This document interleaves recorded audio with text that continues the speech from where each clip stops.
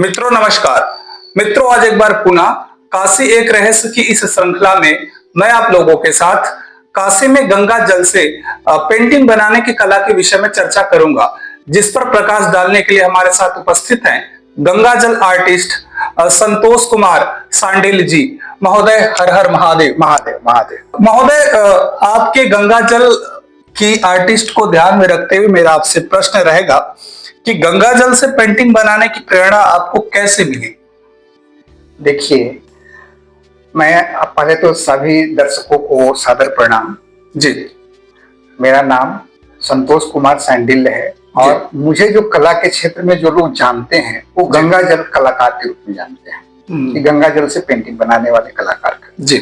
आपका प्रश्न ये है कि गंगा जल से बनाने की प्रेरणा कहाँ से मिली? जी।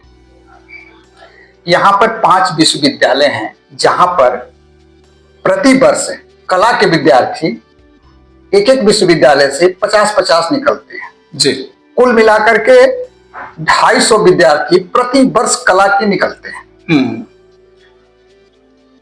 और यह माँ गंगा ने मुझे सौभाग्य दिया है कि मैं ही गंगा जल आर्टिस्ट बन पा रहा हूं या बनने की कोशिश में लगा हूं। जी।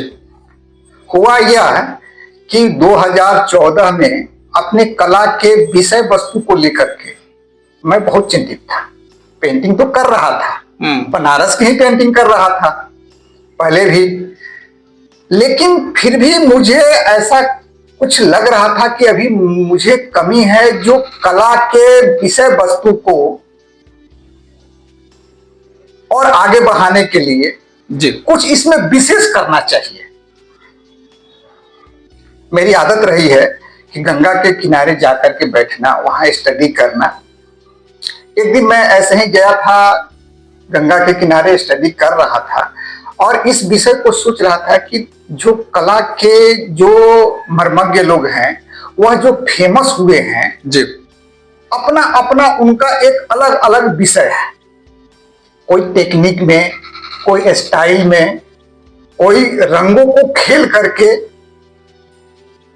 अलग अलग विधा है। आप जब चित्रकला के विषय को देखेंगे तो हर आर्टिस्ट का एक अलग अलग विधा है जिसमें वह पारंगत है। जी।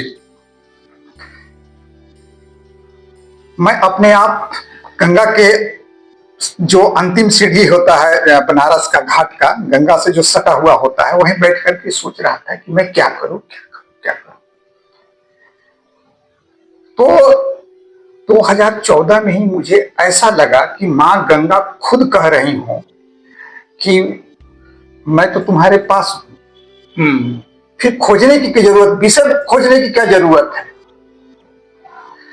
मेरा शरीर एक अंदर से एक गजब का फीलिंग हुआ शरीर में, शरीर मेरा ठंडा पड़ा थोड़ा देर के लिए और विषय अपने आप मुझे गंगा जी से ही मिला है पहली बात।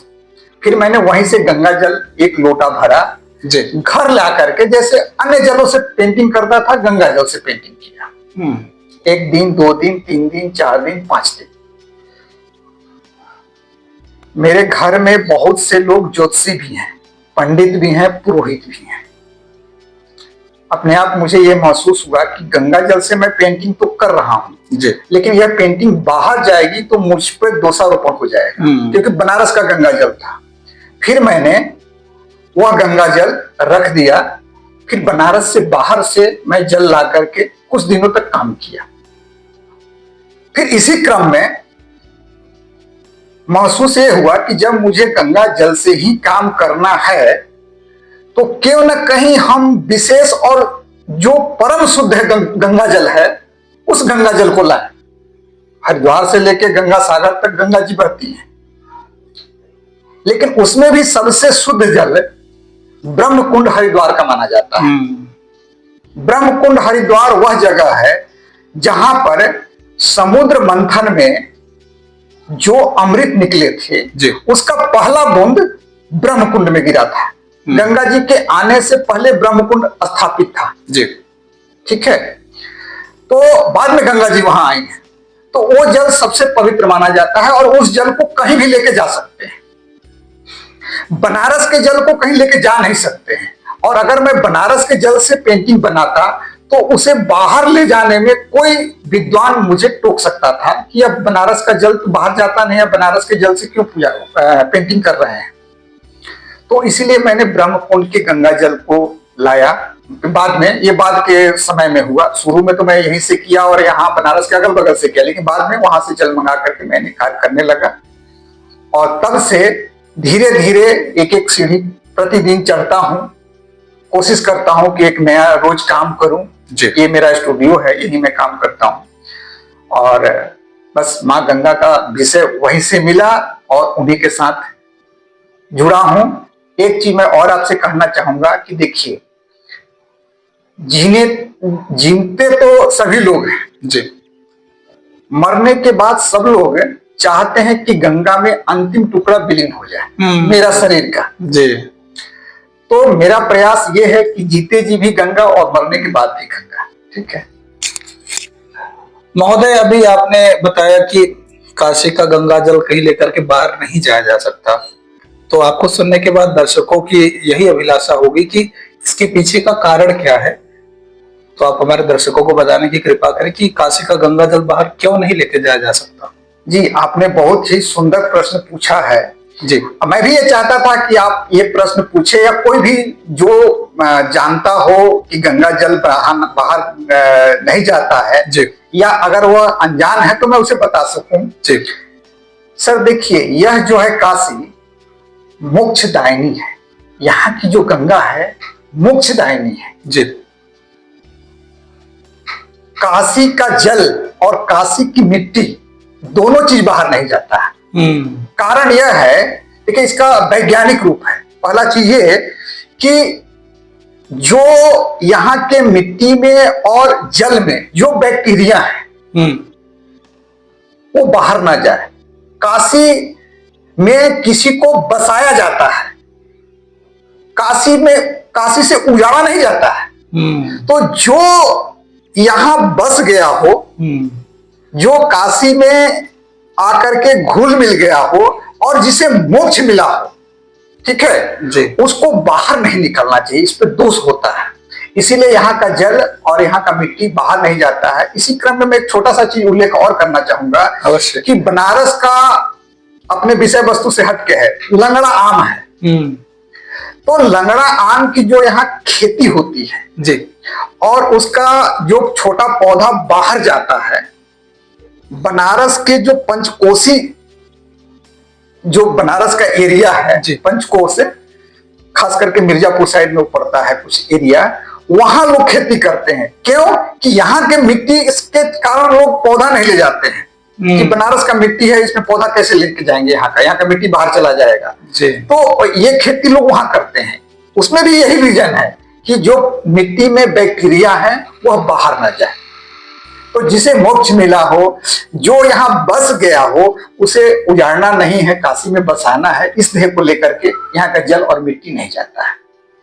निश्चित रूप से आप जिस तरीके से काशी का गंगा जल और काशी की मिट्टी बाहर नहीं लेके जाना चाहिए इसके विषय में बताया, आपको सुन करके दर्शकों की अभिलाषा शांत हो गई होगी महोदय। और महोदय, मेरा अगला प्रश्न आपसे रहेगा कि क्या आपके इस प्रयोग के पीछे कोई आध्यात्मिक या धार्मिक प्रेरणा रही है? जी हाँ, देखिए आप मंदिर जाते होंगे जी, आप भगवान की पूजा वहां करते हैं जी, जो मैंने अपने नजरिया से काशी को देखा है या समझा है इस उम्र तक जी, मैं काशी को साक्षात शिव मानता हूं। ऐसा नहीं कि केवल विश्वनाथ मंदिर ही शिव स्थान है, काशी अपने आप में शिव है, ये साक्षात शिव है जी, मंदिर ही नहीं, पूरा जो क्षेत्र है वह शिव है। अभी भी साउथ इंडिया के लोग आते हैं तो आप ध्यान देंगे कि वह पैदल जब चलते हैं तो चप्पल जूता पहन के नहीं चलते हैं। कारण यह है कि इस जगह को वह इतना पवित्र मानते हैं कि यहाँ जूता पहन के नहीं चलना। काशी के कंकर कंकर में शंकर, वो मैं आगे बताऊंगा आपको, कहूंगा, आप तो खुद जानते हैं उस चीज को। तो काशी के कणकण में शिव है, वो तो एक अलग परंपरा है, एक अलग चीज है, उसको बोला जाता है और है भी। जी, काशी साक्षात शिव है टोटल। अब ये बताइए कि जब मैं काशी को चित्रण बना रहा हूं, कलाकार रुद्राभिषेक कैसे करेगा?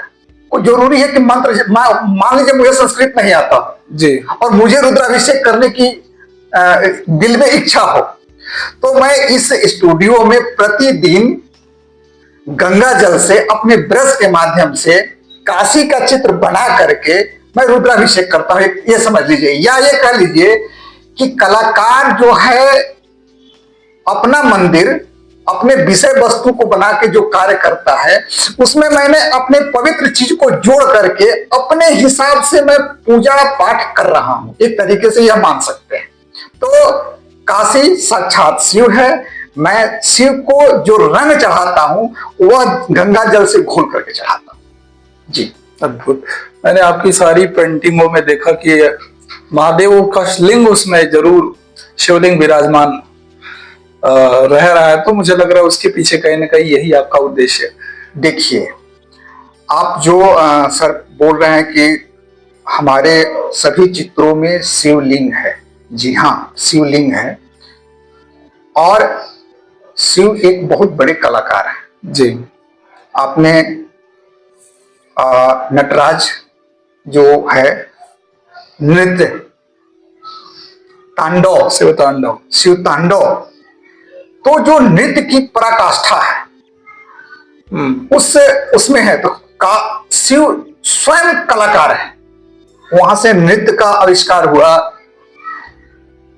और रही बात हमारे शिवलिंग का, देखिए काशी में जब आप गलियों में घूमेंगे तो काशी में शिव के अलग अलग नामों से अलग अलग शिवलिंग है, अलग अलग शिवलिंग है। जी, कहीं कहीं रगड़ेश्वर महादेव हैं, कहीं झगड़ेश्वर महादेव हैं, कहीं भोले बाबा हैं, अलग अलग टाइप का। मैंने देखा ऋण मुक्तेश्वर है। मतलब जो चीज आप शब्द सोचेंगे दुनिया में, जो चीज है वो महादेव है। तो मैं इसीलिए मैं जो चित्र बनाता हूं उसमें शिव की उपस्थिति तो साक्षात है ही काशी, उसमें एक प्रतीकात्मक रूप मैं शिवलिंग को भी दे देना चाहता हूं। और दूसरी बात यह है कि देखिए कोई भी कला में एक ऐसा उतार चढ़ाव या रिदम होना चाहिए जहां पर जाकर के एक आम दर्शक को मजा आना चाहिए। जब तक मजा नहीं आएगा वो कला नहीं है, जब तक उसमें वह विलीन न हो जाए, घुल मिल न जाए। तो मेरे हिसाब से मैं जो बनारस के एलिमेंट हैं, राण सांड सीढ़ी सन्यासी, ये सब जो चीजें हैं, नाव, यहाँ का झंडा, ठीक है ना, यहाँ का रंग, यहाँ का वो रस, तो हर चीज को मैं कोशिश करता हूं कि अपने चित्रों में समाहित करूं। महोदय, अभी बात कला की चल रही है, तो आपके लिए कला का क्या अर्थ है? देखिए कोई भी कला एक दर्शक के लिए होता है, चाहे वो संगीत हो, चाहे नृत्य हो। हम स्टेज पे परफॉर्मेंस करते हैं और सामने कोई देखता है, संगीत में ऐसे ही होता है या नृत्य में, कला में भी वैसे ही है। कला का मतलब यह है कि दर्शक को शांति प्रदान करे। कोई भी कला, जब दर्शक का मूड झगड़ालू नहीं होना चाहिए, दर्शक को मजा आना चाहिए, उसमें रिलैक्स होना चाहिए, उसमें आराम मिलना चाहिए जी। तो कला का मूल उद्देश्य यही है। बहुत ज्यादा विस्तृत में नहीं बताऊंगा, छोटी सी चीज कि कला से दर्शक को शांति मिलनी चाहिए। तो मैं कोशिश करता हूं कि अपने कला के माध्यम से दर्शक की वह अभिलाषा को पूरा करूं जो वह चाहता है, ताकि वो उसकी मन मस्तिष्क शांत हो, उसकी इच्छा शांत हो। और दूसरी बात यह है, मेरे हिसाब से अलग अलग नदियों में अलग अलग तरीके का घाट है। आप भी कई जगह गए होंगे, आपके दर्शक भी कई जगह गए होंगे, लेकिन जब बनारस के घाट पे बैठते हैं तो एक अलग अनुभूति होता है जी। वैसा अनुभूति विश्व के किसी भी दूसरे जगह नदी के किनारे बैठने पर नहीं होता है।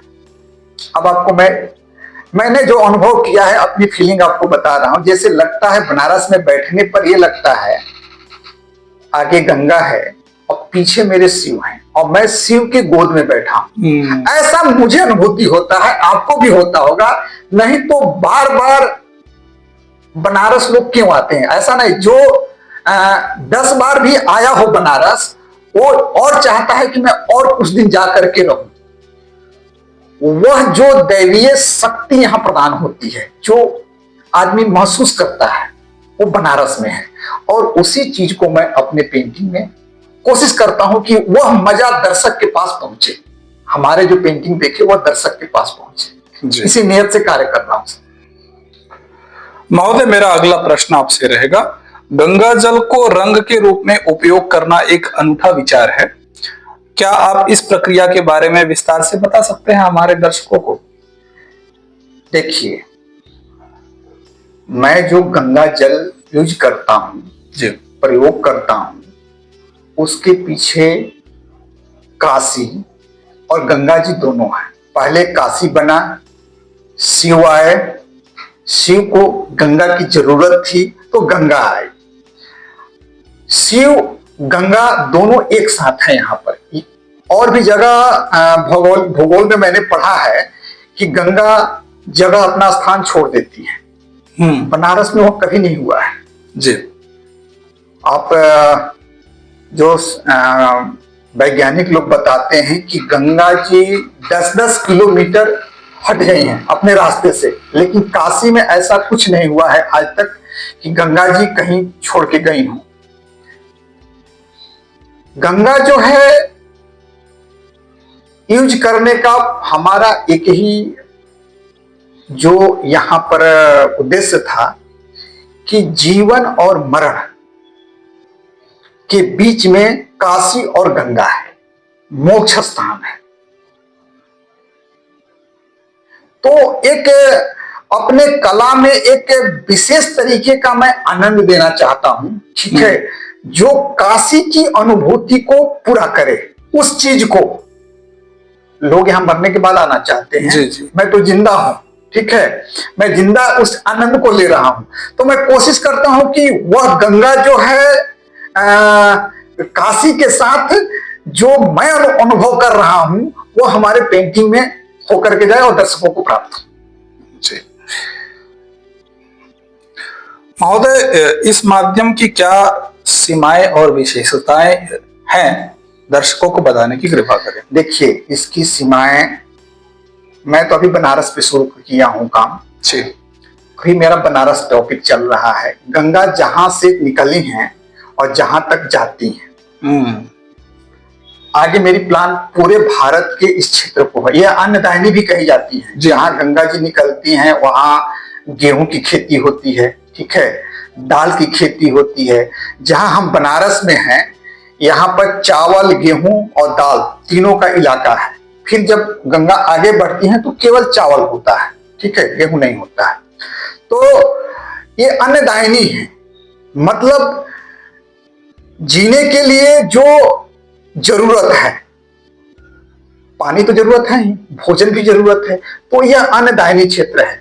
अभी जो मैं बनारस में एक चीज कहना भूल गया कि जो बनारस में मैं जो चित्र बनाता हूं, जो उत्तर वाहिनी गंगा है जी, आप मेरे जितने भी चित्र हैं उसमें देखेंगे तो उत्तर वाहिनी गंगा के जो प्रकरण हैं, उस प्रकरणों को मैं कोशिश करता हूं टच करूं ज्यादा से ज्यादा, क्योंकि वो ज्यादा पवित्र है। वो यहाँ शिव जी को वो परिक्रमा कर रही है गंगा।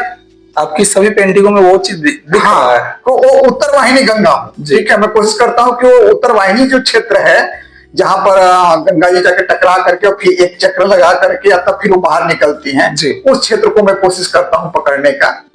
और भागीरथी का कृपा है, मैं आगे इस क्षेत्र में चल रहा हूं, कार्य कर रहा हूं। इसकी विशेषताएं, ये तो सीमाएं रही। देखिए, विशेषता मैं ये कहूंगा कि कलाकार अलग अलग सब्जेक्ट लेकर के कार्य करते हैं जी। बहुत लोग धार्मिक भी करते हैं, लेकिन इस तरीके का कोई विषय वस्तु अपनी नदियों को लेकर के नहीं कोई कर रहा है कलाकार जी। बहुत लोग, आपने सुना होगा कि नदियों के लिए लोग धरना प्रदर्शन करते हैं। एक कलाकार अगर अपने अपने इलाके का जल को लेकर के कार्य करें तो हम इसको एक अच्छे तरह से प्रमोट भी कर सकते हैं। जी।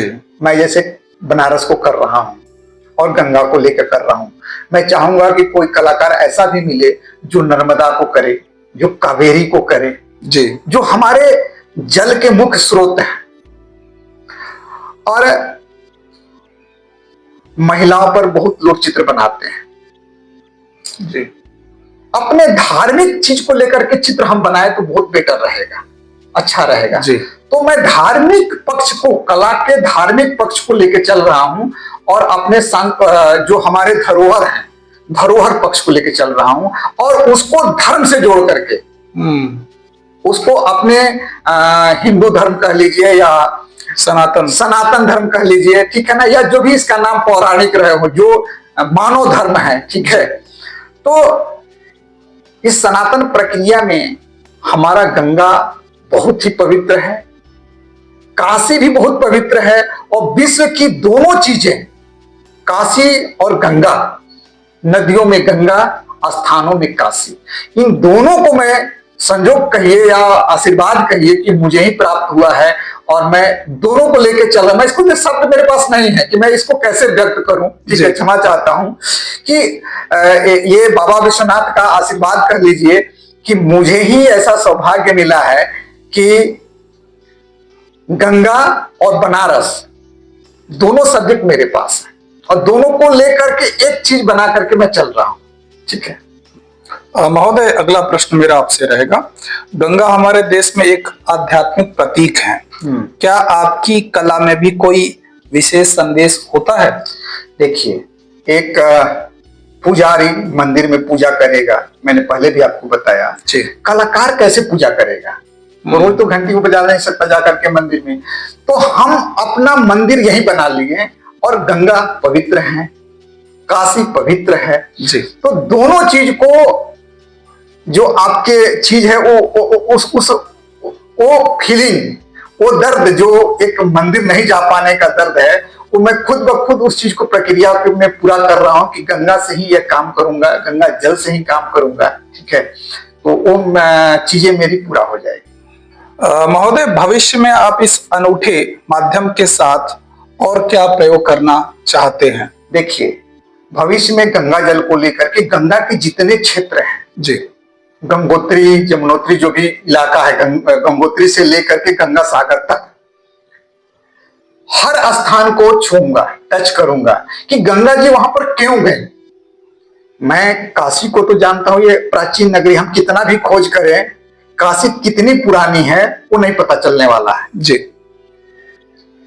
पुराणों से भी पहले का है, तब तो पुराण में चर्चा हुआ था जी। सिंधु घाटी सभ्यता वगैरह तो बहुत बात की है। तो जो उसकी प्राचीनता है, गंगा वहां क्यों आई, गंगा वहां से क्या क्या दे करके गई, मैं चाहूंगा कि उन जगहों को, जितना गंगोत्री से लेकर के गंगा सागर तक जो भी क्षेत्र हैं, उस जगह को चित्रित करूं। अगर मेरा उतना उम्र रहा तो जितना उम्र रहेगा मैं इसी क्षेत्र में गंगा विषय पर ही काम करूंगा। तो निश्चित रूप से मैं चाहूंगा कि महादेव आप पर कृपा ऐसे ही बनाए रखें ताकि आपका जो उद्देश्य हो जी वो आप पूरा कर सकें। महोदय, मेरा अगला प्रश्न आपसे रहेगा कि काशी के कलाकारों का वैश्विक स्तर पर प्रचार करने के लिए सरकार का क्या योगदान हो सकता है? ये बहुत ही अच्छा प्रश्न है आपका जी। काशी में प्रतिवर्ष कॉलेज के रूप में, जो एक शिक्षा का राजधानी है जी काशी, तो काशी में कलाकार कम से कम 300 लोग प्रति वर्ष निकलते हैं बैचलर डिग्री करके जी या मास्टर डिग्री करके। तो काशी में कोई वैसा प्लेटफॉर्म नहीं है। प्लेटफॉर्म कहने का मतलब यह है कि अगर कलाकार को प्रोत्साहन मिले जी, कलाकार लोग आगे जाएं, उसके लिए वैसा स्थान नहीं है। हाँ, विश्वविद्यालय तो है, पढ़ाई है, लेकिन पढ़ाई के बाद कलाकार कैसे आगे बढ़ेगा, उसके पेंटिंग को प्रदर्शित होना तो चाहिए जी। तो प्रदर्शित करने के लिए वो उचित स्थान नहीं है। यहाँ पर है 2-3 गैलरियां हैं, काशी हिंदू विश्वविद्यालय में है, आपके विद्यापीठ में है, लेकिन एग्जैक्ट अगर देखा जाए, अगर सही रूप में देखा जाए, तो वह गैलरी हमें आर्टिस्टों को वैसा प्रमोशन नहीं दे पाती है जैसा होना चाहिए। तो बनारस का जो मुख्य स्थान है गोदवलिया जी, अभी रोपवेज भी आपका बन रहा है, अगर रोपवेज के आसपास या कहीं भी जहां पर बाहरी लोग आते हैं जी, जो टूरिस्ट जहां आता हो, जहां पर दर्शक या भक्ति में जो लोग काशी का दर्शन करने आते हैं वो लोग आते हों, वहां एक गैलरी होनी चाहिए और गैलरी अच्छे स्तर पर होना चाहिए। देखिए काशी में कला बहुत है, बट यहाँ के कलाकार बाहर जाके प्रमोशन अपना करते हैं। लोग पेंटिंग बहुत खरीदते हैं बनारस का, बहुत को मैं जानता हूं जो कि बंगाल का आर्टिस्ट हैं और काशी विषय पर मुंबई में पेंटिंग करके लाखों कमा रहे हैं, लेकिन बनारस के कलाकार बनारस में ही अपनी पेंटिंग नहीं बेच पाता है। कारण यह है कि वैसा प्लेटफॉर्म ही हमारे पास नहीं जी। तो एक यहाँ अच्छी गैलरी होनी चाहिए और आपके माध्यम से मैं सरकार से निवेदन करूंगा कि एक यहाँ बहुत अच्छी आर्ट गैलरी होना अति आवश्यक है, जो जहां पर लोगों का भीड़ ज्यादा हो वहां जी। और महोदय मेरा अगला प्रश्न आपसे रहेगा कि क्या आप गंगा जल से कला को अंतर्राष्ट्रीय स्तर पर ले जाने की योजना बना रहे हैं? देखिए अभी तक मैं 5-6 देशों में अपना प्रदर्शनी लगा चुका हूं जी। साउथ कोरिया, नेपाल में तो कई बार हो चुका है, ठीक है। इसके बाद दुबई में, ठीक है, चाइना में और भी अगल बगल जो पड़ोसी देश हैं वहां मेरी पेंटिंग की प्रदर्शनी हो चुकी है जी। काशी अनमोल है, बाबा विश्वनाथ जितना मुझे शक्ति देंगे मैं उतना आगे जाऊंगा और मैं जीवन भर यही कार्य करूंगा। अपना जो भी मेरा समय व्यतीत होता है यही व्यतीत होता है जी। मैंने काशी के लिए कोशिश करता हूं कि मैं ही नहीं, मेरे अलावा भी, जैसे मैंने म्यूरल कलाकार के लिए जीआई का कोशिश किया है कि जीआई मिल गया है, ठीक है, ज्योग्राफिकल आइडेंटिफिकेशन जो होता है जीआई टैग, तो माननीय प्रधानमंत्री के सहयोग से वो मिल चुका है। जो कि म्यूरल आर्टिस्ट जो यहाँ के गलियों में काम करते हैं, गली में जो सांस्कृतिक चित्र बनाते हैं जी। खास करके जो जब शादी वगैरह होता है तो उस समय वह चित्र बनाए जाते हैं, तो उनका जीआई टैग प्राप्त हो चुका है। तो वो एक वैश्विक स्तर पे तो ऑलरेडी आ गए हैं। साथ साथ और भी कलाकारों का मैं कोशिश करता हूं मदद करूं, ठीक है, कि वह थोड़ा सा आगे बढ़ें और अपनी कला को ले जाएं। मैं तो लेके चल रहा हूं, मुझे बाबा का आशीर्वाद है और वैश्विक स्तर पे तो मैं जिंदगी भर यही काम करूंगा। जाहिर सी बात है कि अभी तक कुछ देशों में कर चुका हूं, भारत में तो करते रहता हूं। अभी मुंबई में जा रहा हूं मई महीने में, फिर दिसंबर में, फिर दिल्ली में है, तो ये सब चलता रहेगा, जिंदगी भर चलता रहेगा जी। महोदय आज के युवाओं को आप क्या संदेश देना चाहेंगे जो कुछ अलग और सार्थक करना चाहते हैं? देखिए ये मेरे साथ भी प्रॉब्लम हुआ था। जब मैं बचपन में था जी, तो मुझे कला पढ़ने से मना किया जाता था कि आप कला मत पढ़िए। जो मैं मित्र मंडली हमारी थी जी। मैं ही उसमें एक था जो विशेष कला में रुचि रखा था। मिट्टी का चीज बनाना, ड्राइंग करना, दीवारों को रंग देना, ठीक है, ये मेरी बचपन का आदत रही है। मैं भारत के युवाओं से या जो लोग शिक्षा अध्ययन कर रहे हैं, कला का विस्तृत क्षेत्र है। मैं आपको बताना चाहूंगा कि कला का इतना बड़ा क्षेत्र है कि इंजीनियर और डॉक्टर उतना पैसा नहीं कमा सकते जितना एक कलाकार कमा सकता है। तो हाँ, अध्ययन जरूरी है। जब तक आप विषय का विशेषज्ञ नहीं बनेंगे तब तक वह चीज नहीं आपके पास होगा जी। तो पहले अध्ययन कीजिए। कोई भी विषय खराब नहीं होता है, खेल, संगीत, कला, कुछ भी, कोई भी विषय खराब नहीं होता। विषय में जब तक उसकी गहराई में नहीं जाएंगे, तो कला के भी जब गहराई में आप जाएंगे तो आप पाएंगे कि आप एक अच्छे इंजीनियर, एक अच्छे डॉक्टर से ज्यादा अच्छा पैसा कमा रहे हैं पैसे के मामले में, और अच्छा जीवन यापन कर सकते हैं, आपकी बेरोजगारी दूर हो सकती है। कला विषय खराब नहीं है जी, मैं उसको खराब नहीं मानता हूं। हाँ, अध्ययन आवश्यक है जी। महोदय, गंगा जल से आप पेंटिंग करते हैं जी, तो उसमें किस तरीके का कलर यूज करते हैं आप हमारे दर्शकों को बताने की देखिए, कृपा करें। मैं जो पेंटिंग में कलर यूज करता हूं, कला के क्षेत्र में जो कैनवस होता है जी उस पे दो तरीके का रंग यूज होता है। एक एक्रेलिक कलर। जी तो एक्रेलिक कलर जो होता है वह जल बेस होता है, पानी ही मिला के उसमें किया जाता है, जी बट उसका इफेक्ट ऑयल कलर की तरह हो जाता है। वह 100 सालों तक रंग नहीं छोड़ेगा। जी। ये जो रंग है ये 100 सालों तक, 100 सालों उससे भी ज्यादा, अभी भी 300-400 साल पुराने म्यूजियम वगैरह में रखे हुए हैं दूसरे की पेंटिंग, एक्रेलिक में और ऑयल में। इसके कपड़े खराब हो जाते हैं लेकिन रंग नहीं खराब होता है। तो गंगा जल जो है मैं एक्रेलिक कलर में मिला के करता हूं। जी। अब रही बात ऑयल कलर, तो ऑयल कलर पेंटिंग में जल नहीं मिक्स होता है। चूंकि मैं शिव विषय पे काम कर रहा हूं, काशी को मैं साक्षात शिव मानता हूं, जी तो मैं कैनवस को जब धोता हूं, कैनवस को थोड़ा सा धोना पड़ता है शुरू में, तो मैं गंगा जल मिला करके धोता हूं ताकि मेरा कैनवस पवित्र हो जाए। और काशी के कण कण में शिव है जी। एवरी पार्टिकल यहाँ का जो है वह शिव है।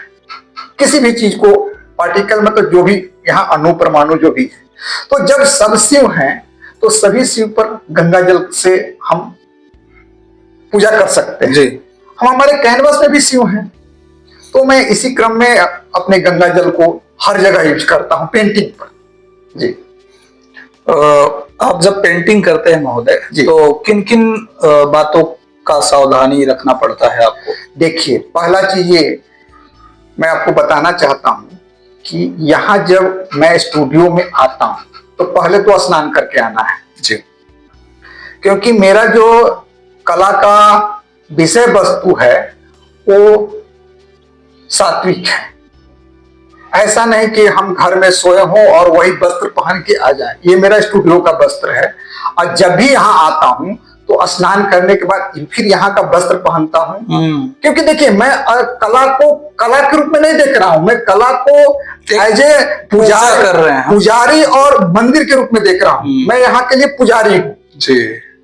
ये भगवा वस्त्र नहीं है, ये पूजा का वस्त्र है। लोग कहते हैं भगवा वस्त्र, भगवा वस्त्र नहीं होता है, वो पूजा का वस्त्र होता है। तो ये पूजा का वस्त्र है और पूजा का वस्त्र पहन करके मैं पूजा करता हूँ अपने आराध्य को मान करके कि ये मेरा कला और शिव दोनों है, उसको मैं पूजा करता हूं और ये मेरा क्रम है सर। ये तो आपकी बात रही। बाकी पेंटिंग में क्या सावधानी रखनी पड़ती है पेंटिंग करते समय? जैसे कोई युवा अगर पेंटिंग सीखना चाहता हो तो उसको क्या क्या सावधानी रखनी पड़ती है? देखिए, कोई रखनी होती है। हाँ, देखिए, कोई अगर युवा कलाकार बनना चाहता हो जी, तो भारतवर्ष में जितने विश्वविद्यालय हैं जी, वहां बैचलर ऑफ फाइन आर्ट्स का कोर्स चलता है, BFA बोलते हैं। जी जी। BFA में 5 विषय होते हैं: चित्रकला, मूर्तिकला, सिरामिक आर्ट, अप्लाइड आर्ट और हिस्ट्री ऑफ आर्ट। तो ये 5 विषय जो है इससे बैचलर डिग्री होती है और इसके बाद इन 5 में से एक विषय से मास्टर डिग्री होती है जी। सिरामिक आर्ट जस्ट लाइक कुम्हार का जो होता है, लेकिन कुम्हार की पढ़ाई में पूरे बैचलर डिग्री हो जाती है। ये काशी हिंदू विश्वविद्यालय में भी होता है जी। फिर उसका मास्टर डिग्री भी होता है।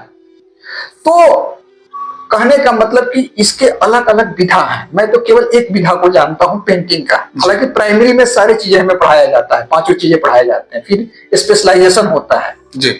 5 विषय के बाद एक विषय में स्पेशलाइजेशन होता है। तो इन 5 में से आप कोई भी विषय चुन सकते हैं। इसके बाद एक विषय से आप बैचलर डिग्री कर सकते हैं, जैसे पेंटिंग, मूर्तिकला, व्यवहारिक कला जिसे अप्लाइड आर्ट बोला जाता है, फिर सिरामिक आर्ट, जिसे बर्तन कला या सिरामिक आर्ट। आप जी। सिरामिक का मतलब जैसे चिकनी मिट्टी का जो कप प्याला आपने देखा होगा, इसी विषय वस्तु का हायर एजुकेशन, बड़े बड़े उसमें पॉट बनाए जाते हैं। तो इसके बाद हिस्ट्री ऑफ आर्ट। इन पांचों को, चारों के बाद एक कला का इतिहास होता है अपना। वो कला की क्या, आदिम मानव से लेकर आज तक का क्या इतिहास रहा है। तो ये 5 विषय हैं, और ये पांचों विषय में से कोई एक विषय में बैचलर डिग्री, और फिर इस एक विषय को आप मास्टर डिग्री में भी प्रयोग कर सकते हैं, पीएचडी भी कर सकते हैं। जी। तो ये कला का व्यापक क्षेत्र है। आप चाहें तो शिक्षा के क्षेत्र में भी आ सकते हैं। जो कोई कुछ नहीं करना चाहता तो अध्यापक बन जाता है कला का, तो वो बन सकता है। आप किसी भी सरकार में देखेंगे कि सारे विषय के अलावा एक कला विषय भी है। जी। कला विषय भी उतना ही नंबर का है। अगर गणित 100 नंबर का है, अंग्रेजी 100 नंबर का है, तो कला भी 100 नंबर का है। जी। हमारे एजुकेशन जो सिस्टम है उसमें कला का जरूर स्थान है। हर विद्यालय में एक कला अध्यापक होते हैं।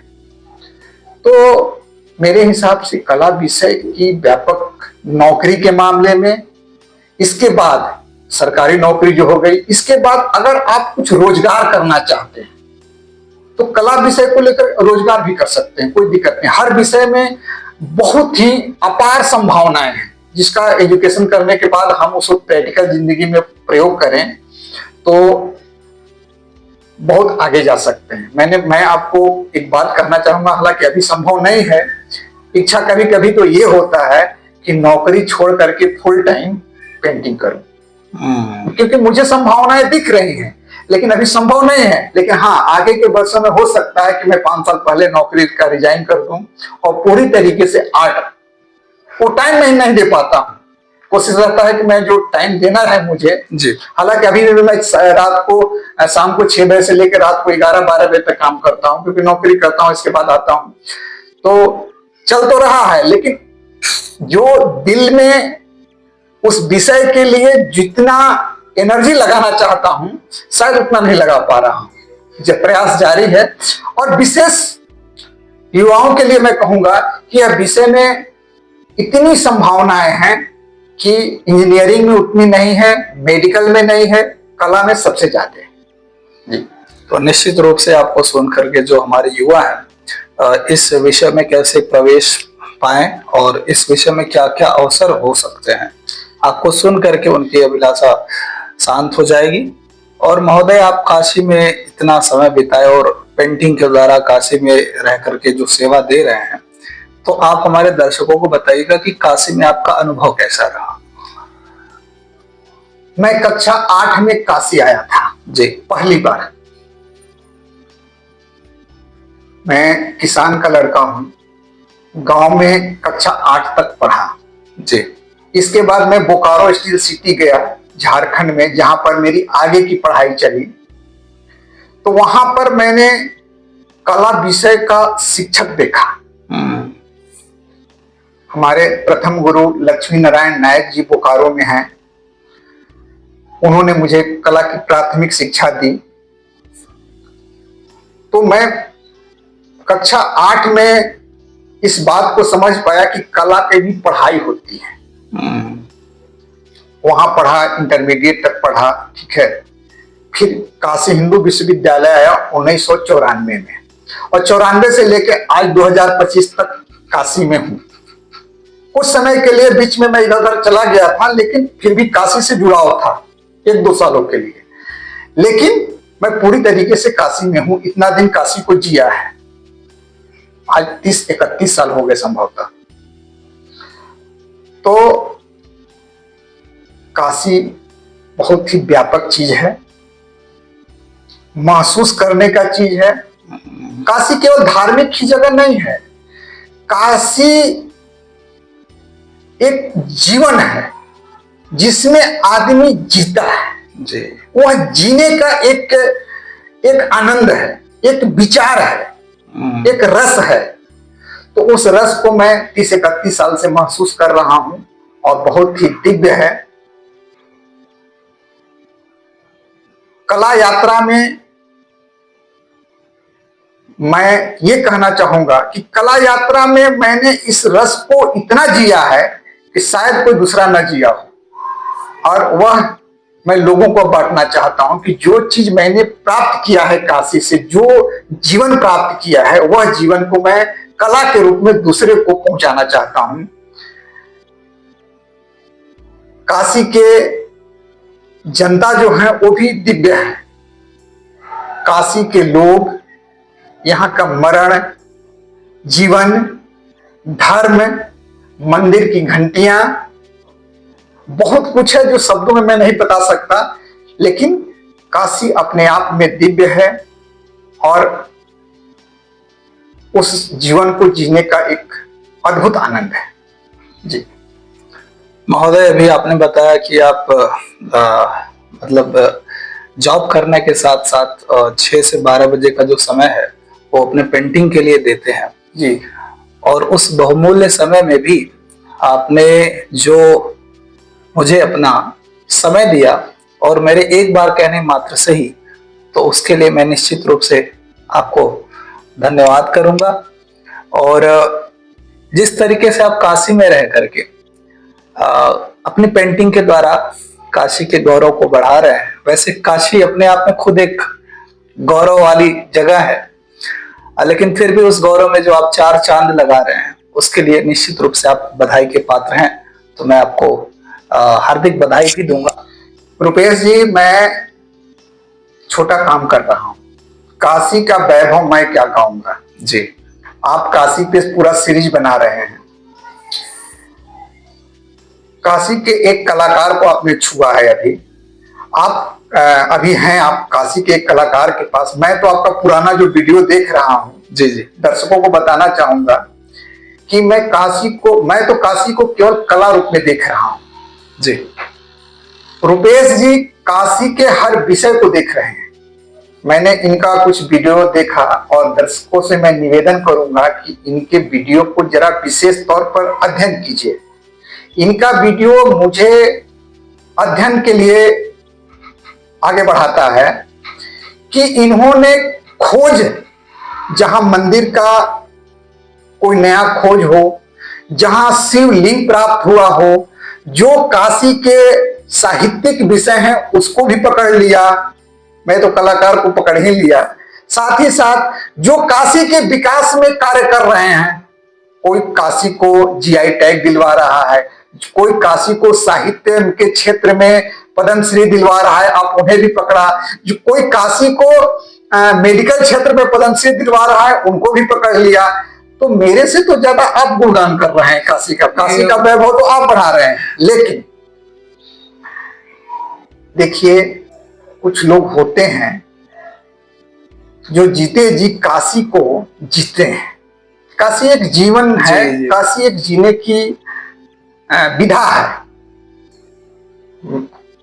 हो सकता है लोग यहाँ पर आए, दर्शन करें और मंदिर में थोड़ा सा घंटी 1 घंटा रह करके घंटी बजा करके चले जाएं, लेकिन काशी एक जीवन है और उस जीवन को आपने एक एक चीज को पकड़ा। हमने आपका करीब करीब 15-20 वीडियो देखा है, आज ही देखा है जी। जल्दी जल्दी जितना आपने फोन किया था, इसके बाद मैं कोशिश किया कि भाई ये क्या मुझसे पूछ सकते हैं, मैं कोशिश करूं, तो इनको पूरा वीडियो देखने लगा। हर एक पहलू को आपने टच किया है और ईश्वर करे कि आप जो भी यहाँ छुपा हुआ पहलू है, जो भी रहस्य है, जो भी खोज है काशी का, वह पूरा करें। मुझे भी उसमें कुछ मिलेगा ज्ञान अर्जन करने को। और बहुत बहुत धन्यवाद रुपेश जी कि जो आपने मेरे लिए समय निकाला। ठीक है, और आप काशी के पुष्प हैं महोदय। देखिए, तो मेरा जो उद्देश्य है कि जो काशी को कुछ दे रहे, जो काशी के रत्न हैं, जो काशी के पुष्प हैं, उनको एक जगह इकट्ठा कर पाऊं। अगर ऐसा मैं कर पाता हूं तो निश्चित रूप से महादेव भगवान विश्वनाथ की कृपा मुझ पर रहेगी, तभी मैं ऐसा कर पाऊंगा, क्योंकि उनके आशीर्वाद के बिना मैं कुछ नहीं कर पाऊंगा। और जो कर रहा हूं वही करात रहे हैं। काशी में महादेव कई नामों से विख्यात हैं। किसी भी नाम को लीजिएगा तो उसमें महादेव शब्द जोड़ दीजिए, हो गया। जी जी। आप भी जो हैं महादेव के ही अंश हैं और महादेव के लिए कार्य कर रहे हैं, ठीक है, तो जाहिर सी बात है कहीं आपको अड़चन नहीं आएगी। जो महादेव का होता है वो उसका कभी कुछ नहीं दिक्कत होता है, वो हमेशा आगे हर सीढ़ी पे आगे बढ़ते जाता है। 2 सीढ़ी 3 सीढ़ी चढ़ेंगे तो 5वीं और 10वीं सीढ़ी दिखाई देगा, 10वीं पे चलेंगे तो 15वीं सीढ़ी दिखाई देगा और ज्ञान मिलता रहेगा लोगों को। मेरी शुभकामना है कि रुपेश जी को हर मोती मिल जाए, ठीक है। बहुत बहुत धन्यवाद। एक बार पुनः मैं आपको धन्यवाद करता हूँ। हर हर महादेव। हर हर महादेव।